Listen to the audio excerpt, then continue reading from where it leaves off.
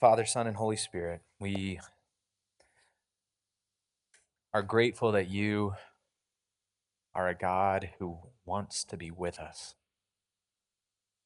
You do not stand far off from us, but as the Apostle Paul said, it's in you that we live and move and have our being. Be with us now, God. Whether we feel close to you or not, whether we would describe ourselves as someone who believes in you or not, we want to hear from you. That's why we're here. God, speak to us in the ways that we need to hear you. In Jesus' name, amen. All right, I don't often do this, but I'm going to say something that I know will probably be a little divisive. I know there are people on either side of this issue, and I get it, but I feel like it's important for me to just speak my truth, stand up for something I believe in. Naps are the worst. I realize that I'm probably not in the majority on this one. I may take some hits on social media when this gets shared around, but I can count the number of times that I have taken a nap voluntarily when I was not sick as an adult. And I don't count those times like early in my kids' lives. I don't count that because in that season of life, the exhaustion is so complete that it just feels like the nap is forced on you, like the scratchy sweater that grandma made for you for Christmas. It's like not voluntary. So except in those seasons of total exhaustion, I almost always wake up from naps feeling worse. I feel more groggy. I feel strangely sweaty for some reason. Maybe that's TMI, I don't know. But on top of all of that, I lose 20 or 30 minutes of my life. I don't love naps. But when our kids were born, there was just nothing I could do. I mean, I was either going to lay down voluntarily or I was going to lay down involuntarily. I could just fall over from a standing position, dead asleep. I had to take naps, but I still didn't love the idea. I still didn't always wake up feeling great. That's why I was elated when my friend, who also had two young kids about the same age, told me about the Nappuccino. The Nappuccino. Now, I don't know if you've heard of the Nappuccino. But the Nappuccino is that sweet concoction backed up by of a nap a cappuccino. Or I mean, really, it could be any coffee or espresso based drink. But the idea is that coffee or espresso, the caffeine in it takes about 20 minutes to hit your brain. So if you're able to slam a cappuccino and then slam your head on the pillow and go right to sleep, then 20 minutes later, you will wake up not just to the jolt of your alarm, but to the jolt of those sweet chemicals surging through your brain. And they will make you feel like you woke up feeling refreshed and alert and energized and ready to go for about 45 minutes until the caffeine crash. But that's not relevant. I wish we didn't live in a world where nappuccinos sometimes felt necessary, but we do. I wish that we didn't live in a world where it makes sense for us to devote research dollars to naps following lattes. I really wish we lived in that, but we do. We do because we live exhausted lives, many of us, in the midst of an exhausted people. And you don't have to have young kids to feel that way either. I mean, in a 2024 Deloitte survey, 40% of Gen Z and 34% of millennials reported that they feel anxious or stressed all or most of the time. 40 and 34%. And it's not a large step from chronic stress to exhaustion and burnout. We are exhausted sometimes from things that we choose to do. For example, I have a mild puzzle addiction. I don't have to have puzzles all the time, but when I start a puzzle, I have a hard time stopping. So I'm like a binge puzzler, you might say. And I may or may not have stayed up till midnight 2 times this week puzzling, even though I knew my kids were going to wake me up early in the morning. Some of us choose things like that causes our exhaustion. Some of us, it's not puzzling, it's laying in bed scrolling on social media until we fall asleep hours after we knew we should fall asleep. Some of us stay out with friends late routinely, even though we know we have an early morning the next day. Or we know that what we eat or drink is ruining our rest, but we eat or drink it anyway.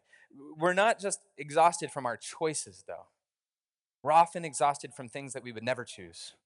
Just trying to survive and help our loved ones survive in a world that is broken and exploitative can be exhausting.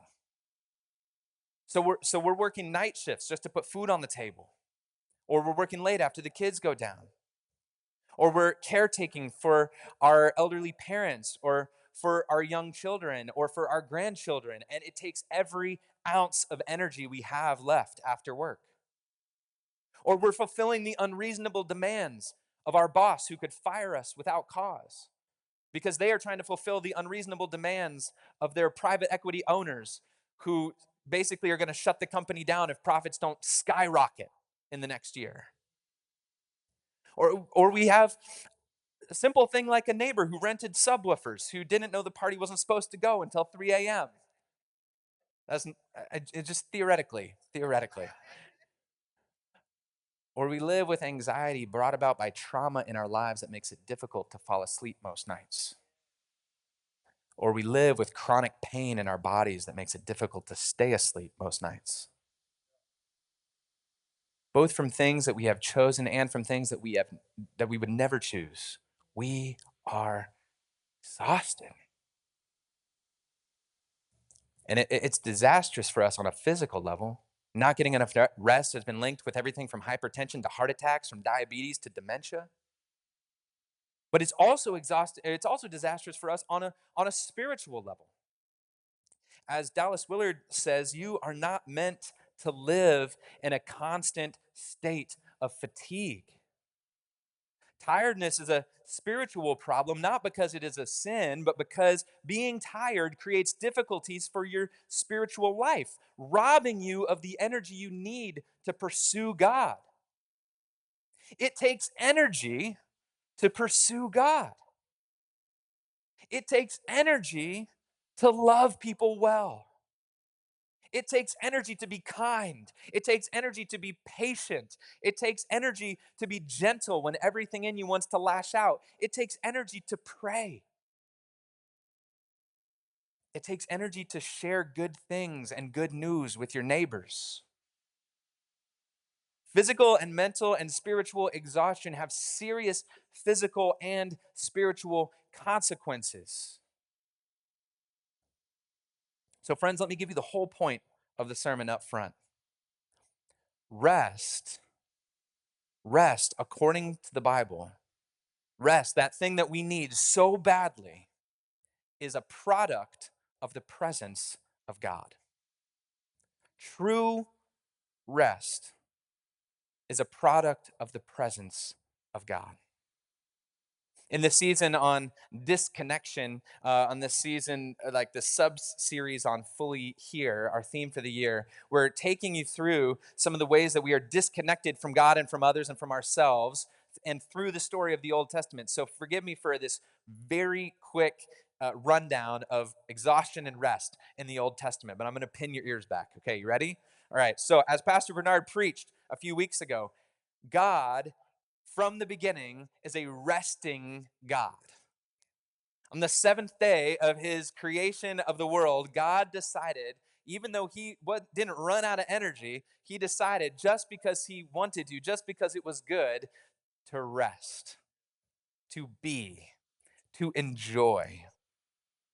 And in fact, that seventh day for him was the first day for us. We were created, human beings, first day of existence was the Sabbath, was a day of resting in God's presence. The Garden of Eden was a restful, peaceful place because the presence of God permeated it. And as soon as the first human beings decided to live their life without reference to God, they left the Garden of Eden, and that was when survival became a toilsome, exhausting labor. And that labor, as we see the story of the Old Testament of Genesis, in the beginning of Exodus continue, we see that exhausting labor reach a fever pitch with the people of God when they are enslaved in Egypt. But after God freed them, in Exodus 33, verse 14, God says to Moses in the desert, "My presence will go with you, and I will give you rest." Rest is a product of the presence of God. And God's presence is a gift. True rest, real soul level rest, is a gift. You cannot earn a gift. If you try to, it's not a gift. So, if the very things that create this deep soul level rest that we long for, this deep internal sense of security, clear identity, a sense of our own value and worth, our purpose in life, the meaning of all of this lasting peace, if all of that that contributes to a deep sense of embedded rest in our souls is a gift, and if we are trying to earn those things, then friends, we will be trying to earn them forever because they're a gift. We can't earn gifts. We won't be able to receive them if we're trying to earn them. So let me make this plain for us. If we are trying to earn our security or our sense of worth by how much money we make, we will never be finished earning more and more and more money. If we are trying to earn our sense of meaning and purpose in life solely from our vocation or from our family, then we will never be satisfied with the product of that labor. We will never be satisfied with how high we've risen because those things were never meant to be earned. If we're trying to find peace in our souls by creating self-made identities, we will never have a settled sense of ourselves because who we are has been given. If you're not at peace with God, I guess is what I'm trying to say, then you will always find ways to make yourself exhausted. That's why St. Augustine put it this way about 1700 years ago: "You have made us for yourself, and our hearts are restless until they find their rest in you." Now, the people of Israel, ever since their exploitative and exhausting enslavement in Egypt, were on a quest to find rest, which is why it was such good news that God said, "I'm going to give you the promised land." Because the promised land was not just a place to be, it was a place to rest. In Deuteronomy chapter 12, God says, "You will cross the Jordan and settle in the land the Lord your God is giving you as an inheritance, and he will give you rest from all your enemies around you so that you will live in safety." But there was a problem. There was a problem because, remember, true rest is a product of the presence of God. And so, in order to experience true rest, you also need to receive and embrace the presence of God. And so, part of Deuteronomy chapter 12 is saying when you receive this land, you need to tear down altars to these false gods. You need to tear down the altars to Baal. You need to tear down the poles to Asherah, because these are gods that promise you a version of rest, and they claim to be willing to give it to you for next to nothing. I don't need we don't need your whole being, your whole life, just a little sacrifice here and there, but actually it ends with human blood, human sacrifice. The Baals and Asherah of that day were known for promising safety, security, legacy, and power at the cost of human blood, sweat, and tears, literally. False gods, then and now, start by promising us everything for nothing and end up demanding everything and giving nothing. So, for the land to truly be a place of rest, they have to tear down those altars and reject those false gods and worship the true God alone, because true rest is a product of the presence of God. But they didn't. They didn't. In fact, by the time we reach Elijah's story today, they have had a string of kings who have done exactly the opposite of that. And no one up to this time embraced Baal and Asherah quite like King Ahab. 1 Kings 16 tells us that Ahab not only did not tear down the altars to Baal and Asherah, he built more. And he not only built altars to them, he married into Baal and Asherah's family. He married Jezebel, the daughter of Ethbaal, whose name literally means living in Baal's favor. And to drive the point home even further, 1 King tells us that this is a period of time where, yeah, some things were given to the people, but at the cost of human sacrifice. A man named Hiel rebuilt Jericho at the cost of sacrificing his own firstborn and his youngest sons. The people of Israel are now being led by a king who is bringing the people not toward God and their rest, but away from God into exhaustion and enslavement to these false gods. It's the prophet Elijah's job to try and bring them back. To try and bring them back to a place of resting in God. But friends, the endeavor of bringing people who are bent on exhausting themselves back to the God of their rest is itself a pretty exhausting endeavor. And so Elijah would empathize with us today as people who are exhausted individuals living in an exhausted people.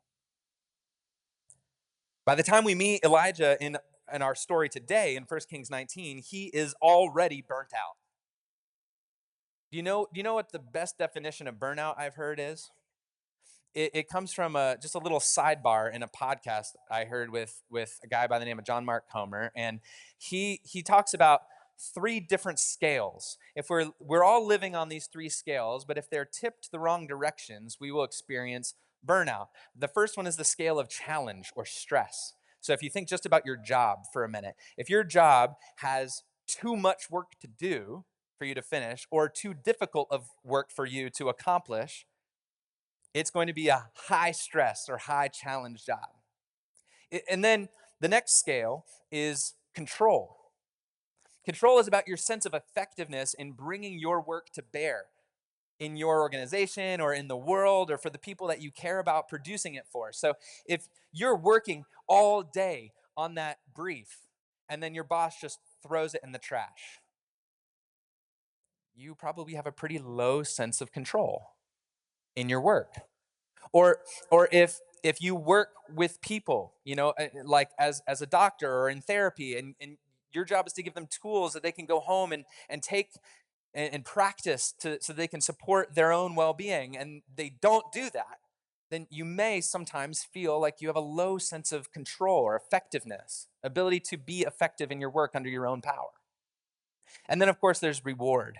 It's not just how can I produce something through this work and can I bring it to bear on the world around me, but what do I get out of the effort that I'm putting in? Do I get an intrinsic just joy from doing this type of thing? Maybe that's the reward. Maybe it's all the relationships with my colleagues or the people that I interact with as I provide this service. Maybe that's or maybe you just get paid really well. Maybe that's the reward. But when you have high stress and low control and low reward, that is a recipe for burnout. And when you look at Elijah's life and ministry, well, he has all the recipe ingredients right there. High stress. By the time we meet Elijah in chapter 19, he has braved multiple encounters with King Ahab and Queen Jezebel that could have easily turned deadly for him. He has had the unpleasant task of prophesying famine over his whole country, all these people that he loves, and then being exiled for that at threat of his life. And then he lives with deep food insecurity for a long time, and he survives by these door dashing ravens that God sends him, and and then like this miraculous flour jar. He lives with a woman and her son who can't provide for themselves, and they see this flour jar, their only source of food, go to nothing every night just to see it miraculously full in the morning. And then his big moment, the showdown on Mount Carmel. Maybe some of you remember this, right? He is pit up against 450 prophets of Baal. It's 450 to 1. And they set up 2 altars and they say, whoever's God sends fire down on the altars, that's the true God. And the stakes of this could not be higher. Not only for Elijah personally, because he'd probably be killed if he lost, but also for the country. Because if Baal sends the fire down, then his whole ministry is lost. His whole country is lost. The people of God will be set in their ways following the wrong God. Pretty high stress, wouldn't you say? Low sense of control, in part because his effectiveness, the effectiveness of his work and ministry, pretty much comes down to whether Ahab and Jezebel will be convinced by it. Because they're the ones that have all the power. They're the ones that set the policy. They're the ones that either build altars or tear them down. They're the ones that have the power to exile him or bring him back into the fold.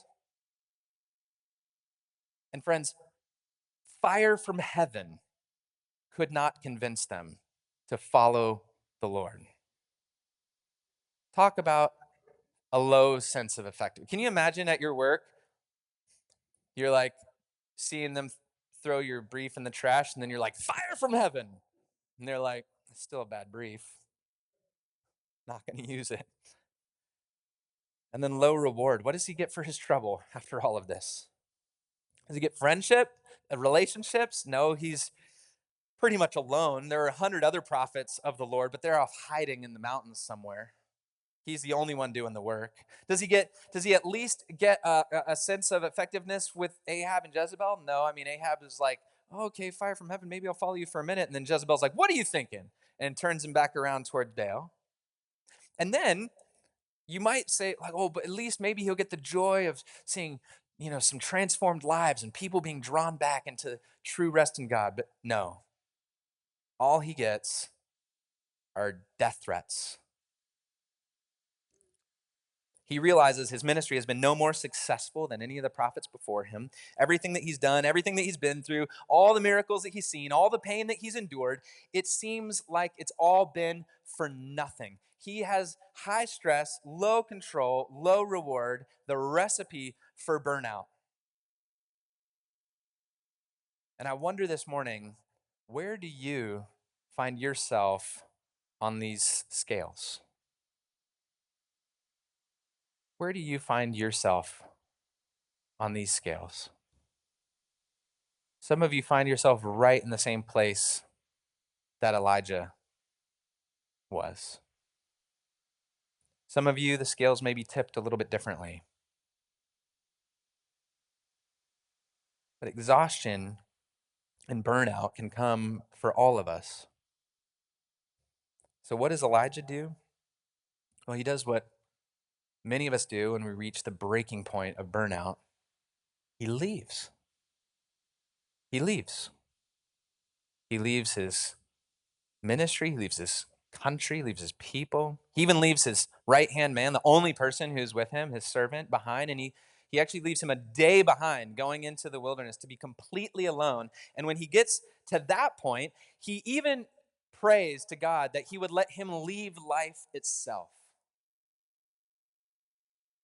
I've had enough, Lord, he says. Take my life. I am no better than my ancestors. Then he lay down under the broom bush and fell asleep. Elijah is at the extreme end of exhaustion. He is past the breaking point of burnout. And friends, that was not just a disaster for him. That was a disaster for God's people. We are meant to read this story and wonder, what will happen to the people of God? What will happen to the people of God if the prophet of God, who is supposed to be bringing them back from this exhausting enslavement to the false gods, is himself exhausted and burnt out? What will what will God do to revive his exhausted prophet so that his exhausted people may have a chance at revival? What will God do with Elijah's exhaustion? And what we see, friends, is that God does what God does best. He makes himself present to Elijah. Because true rest is the product of the presence of God. He makes himself present to Elijah's body, to his soul, and to his work. And I'll just touch on each one of those briefly. He makes himself present to Elijah's body in the form of sleep, food, and water. Sleep, food, and water. Elijah falls asleep. God sends an angel, says, "Wake up, I've got some food for you. I've got some water for you. Drink it. Go back to sleep. Wake up. Here's some more food for you. Go back to sleep. The journey is going to be too much for you." You see, God is pretty smart, and he knows Elijah is not going to be up for any therapy if he's tired and hangry. You know? He knows what Dallas Willard says is true, that it takes energy to pursue God. And he knows that the journey, not just the 200-mile journey to Mount Horeb, but the journey into the pain, the despair, the exhaustion, the questioning, the anxiety in his own soul would be too much for him if his body was broken down. Friends, if you're close to or experiencing exhaustion or burnout, take it from a pastor. Don't attend to your soul first unless you feel like the Lord is calling you to do that and trust him more than me.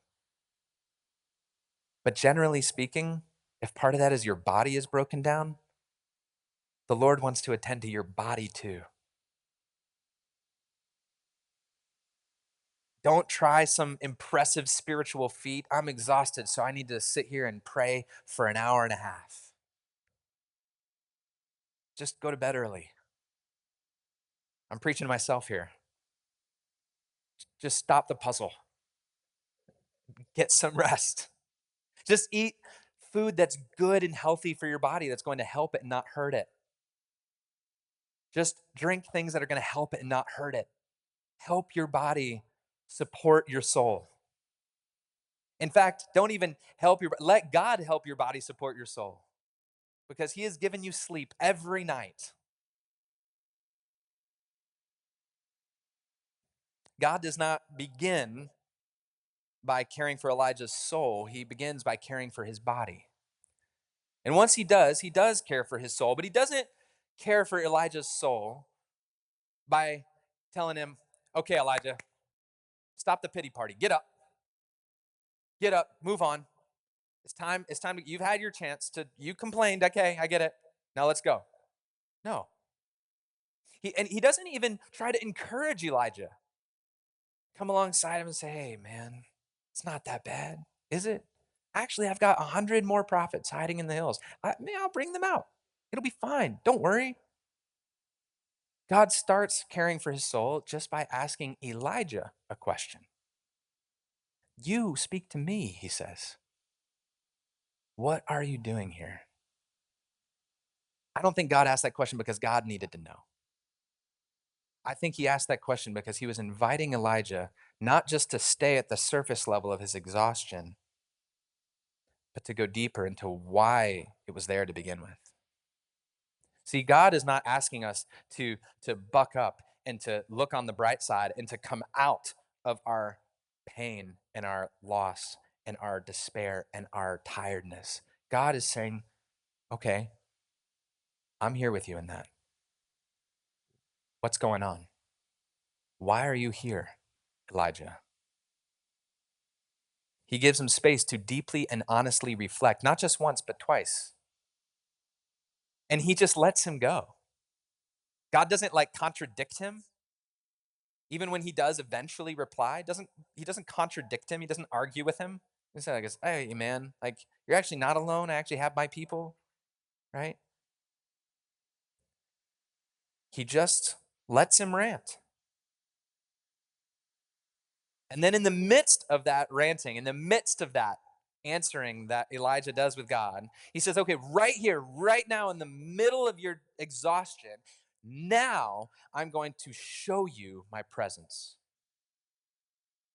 And for that soul level exhaustion, that exhaustion that no physical or emotional space can really deal with, the kind of exhaustion that says, I'm not sure my life is worth it anymore, I'm not sure I have purpose in this world anymore, the kind of exhaustion, the soul level exhaustion that Elijah was dealing with, God gives him the only thing that can really affect that, which is his own presence. And you notice how he gives it to him. There's a wind that comes by, tears the rocks apart. God's presence was not in the wind. There's an earthquake. God's presence is not in the earth. There's a fire. God's not in the fire. And then Elijah hears a gentle whisper.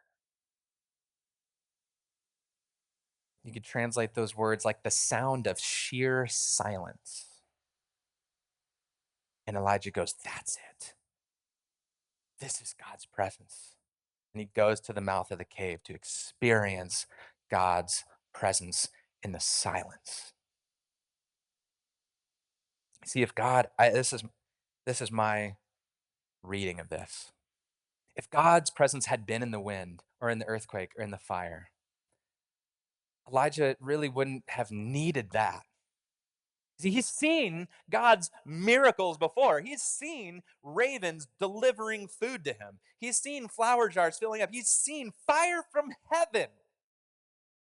He knows God is powerful. He knows God is present in these big, amazing, miraculous works. But his question is, where are you, God, when I am completely done? Where are you then? God says, I'm right here. I'm right here. In the stillness, in the quietness, in the ineffectiveness, in the lack of productivity, in the whisper that you feel like your life is right now. I am right here. Your life, your work, your service to God and to the world, they don't need to be big and loud and important for God to be present with you. He wants to give you his presence. It is a gift. And who better, friends, to give a gift to than someone who is so tired they couldn't even try to earn it? Might it be that Elijah's and our exhaustion actually position us to receive the life-giving, rest-giving presence of God in a way that we would not be capable of if we had all the energy in the world? Once Elijah has received the gift of God's presence and he has some space just to be, then God says, okay, now let me help you with the work. Now let me help you with the work. I'm not going to go into detail here, but basically, God shows Elijah that, yes, while he may have a high stress, low control role, God is actually in control. And he has backups on backups on backups on backups for Elijah's ministry and effectiveness. It is not over. The battle has not been finished. He has this person, then he has this person, then he has this person. So go anoint Elisha. He's going to take over for you when you're gone because this is going to be a long road. And I have, by the way, 7,000 people in Israel that you don't even know about. But how do you think that would have gone down with Elijah if he hadn't first experienced the rest of God's presence? The reality is, unfortunately, that the rest of the story of the Old Testament shows us that no human being, no prophet could effectively drag God's people back into the restful presence of God. And so we see that God brings his restful presence to his people. And he does that through the true and better Elijah, through Jesus. Jesus is the true and better Elijah. Jesus lived quite a high stress, low control, and at least initially low reward life, if ever there was one. I mean, he not only came to his own people, his own countrymen, like Elijah did, he came to the people he created, and they rejected him. His own family kicking him out, his own people wanting to stone him. He had so much stress in his life and his ministry and the work that he was to do for the world and for the Lord that in the Garden of Gethsemane, he was sweating great drops of blood, the Bible says. That's high stress. Pretty low control. Even though Jesus could perform miracles, friends, so could Elijah. That didn't make him feel a strong sense of his own ability to control his effectiveness. Why? Because they were still dealing with people. And Jesus wasn't going to force people to follow him any more than Elijah could. In fact, Jesus voluntarily gave up control to his Father. And he says, I won't lose any that he sends me, but I rely on him to send them. And low reward. Now, Elijah, if all he got for his trouble was death threats, Jesus not only got death threats, he got actual death. And he knew it was coming. He knew beyond a shadow of a doubt that he was coming. And so, like Elijah, he went to meet God on a hilltop at the peak of his exhaustion. But instead of saying, like Elijah said, take my life in self pity, he said, I'll give my life in self sacrifice. Jesus, in the midst of his exhaustion, knew the presence of God so intimately in his life that he was willing to let his life be completely exhausted on the cross, knowing that it would bring us the opportunity to rest with God for eternity. Jesus is the true and better Elijah because he is not just a prophet who's there to remind us that God's there, to remind us of God's presence and to come back to God. Jesus is there to bring God's presence to us. And in that way, he's not just the true and better Elijah, he is the true and better whisper. You see, Jesus is the gentle whisper of God in human form. He is the one whose coming wasn't all impressive, born in a poor part of town, conceived by an unwed mother on the underside of an oppressive empire. He is the God who has come to us in the midst of our collective and our individual exhaustion. He is the God who's come to us to give the gift of his presence when we are burnt out from the brokenness of this world. He is the gentle whisper saying, even if you're exhausted because of the poor choices you've made, I am with you. I'm here. I'm with you. Friends, if you're exhausted today, remember that true rest is the product of the presence of God. But please also remember that his presence is not something that you can earn, nor do you have to, because God's presence is a present. It's a gift. And it's a gift that he has liberally given in Jesus. Jesus is God come to us to give us himself all by himself. And he offers each one of us a life of true rest today. And I'm not talking necessarily about physical rest, because let's be real, some of us are in stressful times and circumstances, and we don't all have the capacity to sleep the way we want, eat the way we want. We can practice that as best we can with the support of our church, but some of us will be tired in this life. But we can do it like Jesus did on Gethsemane. We can be, yes, exhausted in a way, but also at deep rest at the same time in the presence of God. And that rest gives us the power to do incredible things we might not otherwise be able to do.